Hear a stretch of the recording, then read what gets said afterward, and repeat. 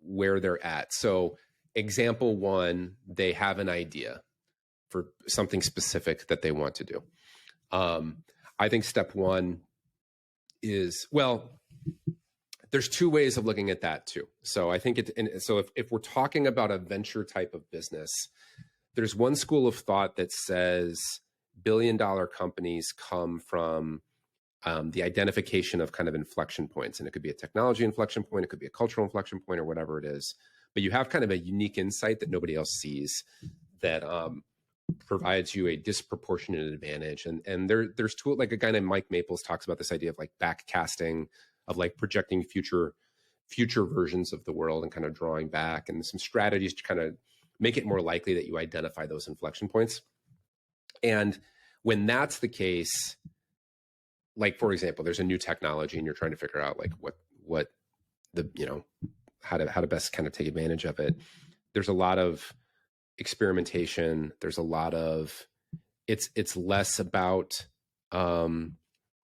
identifying customer needs, because it's sort of things that they don't realize that they need yet.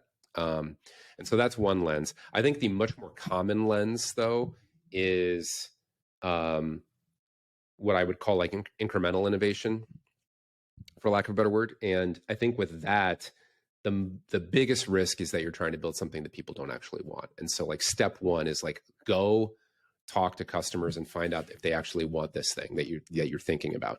And that can look like in the beginning, you know, a one-page write-up of like the benefit statements and all that kind of stuff, and you get feedback, because it's much easier to iterate on that than it is to iterate on software.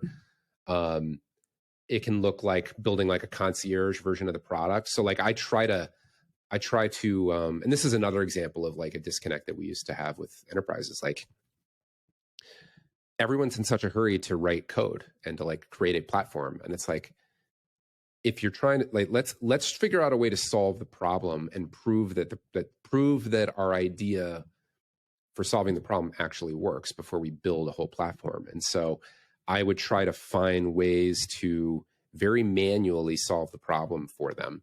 And that can look like very high touch consulting. That can look like trying to mimic the experience using like texting or SMS or whatever.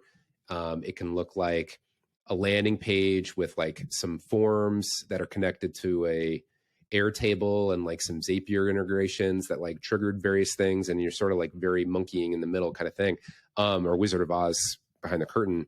But like, solve the problem. Ask people, did this solve your problem? You know, what do you think this is worth? How well did it solve the problem? Do you think this is worth paying for? Blah, blah, blah, blah, blah.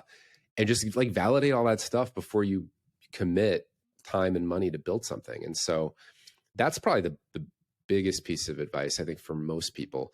If they don't have an idea and they just want to vaguely start a startup, don't do that. I